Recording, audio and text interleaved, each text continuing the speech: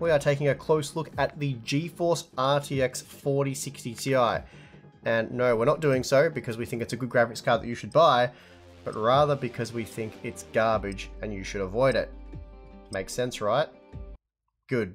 Well, before we get into it, today's sponsor spot is brought to you by Thermaltake and the new CTE C750, the first release for their new centralized thermal efficiency form factor series. The CTE form factor is designed to maximize thermal performance of critical components by using a 90-degree rotated motherboard tray. And this unique orientation results in the CPU and graphics card being moved closer to the front and rear of the case, improving thermal dissipation and overall system cooling. Additionally, it supports up to 420mm AIO radiators and up to 14 fans for extreme airflow. It's also available in either a tempered glass or air version, with either black or snow color variants. So for more information, please check the link in the video description. Okay, so I should clarify, the 4060 Ti, it's not necessarily a bad product. As in, it works, you can have a good time gaming with it, and there's real no flaw with the product. Rather, the issue is, of course, the price. For $400 US, it's, as I've already put it, a bad joke at that price. It just struggles to compete with 2-year-old products like the RTX 3060 Ti, which we'll be taking a closer look at today. And with just 8GB of VRAM, it makes all the same mistakes that we saw from the previous generation 3070 series. And although, look, this thing, it is cheaper than those older generation products from the 3070 series, but it's worse in the sense that it has a piddly 128-bit wide memory bus. So given the price, then it is a flawed product. There's not enough VRAM, the performance overall is weak, and it is crippled by a very narrow memory bus. But my point earlier being that it works, and had it cost, let's say, $300 or less, it would actually be a really great product.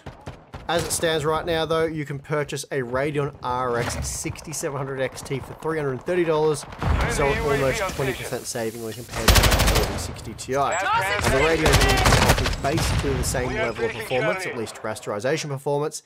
It packs an extra 4GB of VRAM, which is already coming in very handy. So if you want to know which GPU you should be purchasing right now for under $400 US, the answer is quite simply the 6700 XT, or maybe the 3060 Ti. And the RTX 3060 Ti has dropped to $350 now, making it $50 cheaper than the newer 4060 Ti. And that means, for those of you targeting 1440p gaming, the older 30 series part will actually offer you better value. And this is the comparison I want to delve into for today's video. The previous generation RTX 3060 Ti really highlights very clearly why the 4060 Ti sucks. If you recall, when the 3060 Ti was released, it offered a massive 50% performance boost over the 2060 Super, so after 18 months, Nvidia was offering a 50% performance uplift at the $400 price point. Now, admittedly, the Radeon RX 5700 XT was a much better value product than the 2060 Super. It also cost $400, but even so, the RTX 3060 Ti was still 20% faster, and the GeForce GPU offered better power efficiency, support for DLSS, and of course, hardware ray tracing, so it was clearly a much better product. The point being though, Nvidia was offering a 50% performance increase at the $400 price point when moving from the GeForce 20 series to the GeForce 30 series, and under no conditions was the 2060 Super even remotely comparable to the 3060 Ti. Now, by the time the 4060 Ti arrived, it had been 2.5 years since the introduction of the 3060 Ti, so you'd expect another big jump in performance after all of that time at the $400 price point. You'd also probably expect more VRAM, but we got neither of those things. And in some instances, Nvidia has actually managed to go backwards, so let's take a look at that. And just quickly for testing, the CPU used is the Ryzen 7 7800X 3D, which has been paired with the Gigabyte X670E Aorus Master, using 32GB of DDR5 6000 CL30 memory. I've tested 50 games at 1080p and 1440p, but I'm just going to cover the more interesting results, and then we'll take a look at the margin seen across all of the games tested in a single graph. So let's get into it. First up, we have Star Wars Watching your Jedi six. Survivor, and I'm afraid to say that this is one of the more favourable results for the 4060 Ti, as it was 12% faster at 1080p. But as is almost always the case with the 4060 Ti, it does slot relative to other GPUs as the resolution increases, and at 1440p in this example, it's now just 10% faster than the 3060 Ti. And another favourable result can be seen in Cyberpunk 2077 with ray tracing enabled. Here the 4060 Ti was 13% faster at 1080p. Then in a very rare example, we find that the margin is extended to 19% at 1440p, though neither product is really able to deliver playable performance with averages in both examples well below 30 FPS. The high quality preset is far more suitable for those of you not interested in upscaling, and here the 4060 Ti is just 8% faster at 1080p and then a mere 3% faster at 1440p, where both GPUs now deliver around 60 FPS. Now, I can't stress this enough, this is a best case result for the 4060 Ti in our 50 game benchmark. Call of Duty Modern Warfare 2, where it's 21% faster at 1080p and 20% faster at 1440p. Now, not bad gains if this was, let's say, more of the norm, and the 4060 Ti came loaded with 6GB of VRAM. I think for $400 US, okay product, and I think it's a product that some 3060 Ti owners could justify upgrading to, but again, sadly, that is not the case. And it's certainly not the norm, and in fact, a good number of games will deliver results that look more like this, what we see in Control. That's right, somehow Nvidia's managed to go backwards, and in this example, the 4060 Ti was 4% slower at 1080p and 6% slower at 1440p, but this isn't even the worst result. Rather, that honour goes to Doom Eternal, a very memory-sensitive title, and while the RTX 4060 Ti is certainly able to deliver a highly playable experience, this game does highlight one of the key issues with the 4060 Ti, and that is the 128-bit wide memory bus. Bandwidth is just, it's a big problem here, much more so than capacity. Obviously, losing out to the previous generation part's bad, but the 6% loss at 1080p is nothing when compared to the insane 21% reduction seen at 1440p. That is just crazy. Resident Evil 4, using the maximum quality preset, provides us with another example of where the 4060 Ti manages to fall behind the part that came 2.5 years before it for the same price. And that is an impressive achievement for sure. It was 10% slower at 1080p and 9% slower at 1440p. Hogwarts Legacy, with ray tracing disabled but using the high quality preset, also sees the 4060 Ti trailing the 3060 Ti, this time by just 4% at 1080p and 1440p. So not a massive margin, but also, shouldn't this product be at least 20% faster than its predecessor in order to justify its existence? If not 30, 40, or even 50% Wasn't gonna let that faster. slide.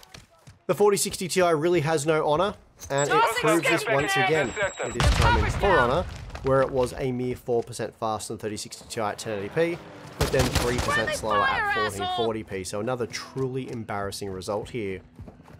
Playing Fortnite using the DirectX 11 mode sees the 4060 Ti and 3060 Ti delivering basically identical performance at 1080p, and then identical performance at 1440p, so no real performance uplift to be seen here. The Callisto Protocol margins are similar with or without ray tracing enabled, and here we have the RT enabled results. Again, this is another example where performance is very similar at 1080p and then identical at 1440p, so just a terrible generational performance uplift here. The Hunt Showdown results are fairly typical. Basically, we're looking at a small 10% increase at 1080p and then nothing at 1440p. The 4060 Ti in this example is just a 3060 Ti at the higher resolution. Far Cry 6 was very playable using the ultra quality preset with ray tracing enabled, but the 4060 Ti is really no better than the 3060 Ti, as it delivered virtually identical performance. A Plague Tale Requiem is yet another example where the 4060 Ti is basically just a 3060 Ti. Sure, it's a few frames faster at 1080p, but just increasing the resolution to 1440p is enough to neutralize the performance margin. And the last game that we're going to bother looking at individual results for is the Last of Us Part 1. This here we see the 3060 Ti was 6% faster at 1080p, and then both are completely broken at 1440p due to a lack of VRAM, making the device not cutting it here. Okay, so I'm sure you have a pretty good idea of why the RTX 4060 Ti was almost universally canned by reviewers and then shunned by consumers. But let's take a closer look at that 50 game comparison to get a clearer picture, because I'm sure at this point that is exactly what you need. So here it is, the clear picture for why the 4060 Ti sucks. For those of you not up to speed, when compared to the 3060 Ti across a massive range of games, the 4060 Ti was just 8% faster on average, which is very similar to the 9% margin seen in our 15 game day one review. Almost 70% of the configurations tested saw a margin of 10% or less, with just 2 examples where the 4060 Ti was faster by a 20% margin or more. There were also 5 examples where the 3060 Ti was faster. Not only that, but for a little over 20% of the configurations tested, the results were within a 5% margin, so we're talking about just a few frames at most in those examples. So in short, after 2.5 years, the 4060 Ti is offering, on average, just 8% more performance when compared to the 3060 Ti at 1080p, for the same $400 with the same 8GB of VRAM. But what about 1440p? Well, as I'm sure you expected, things look even worse at 1440p.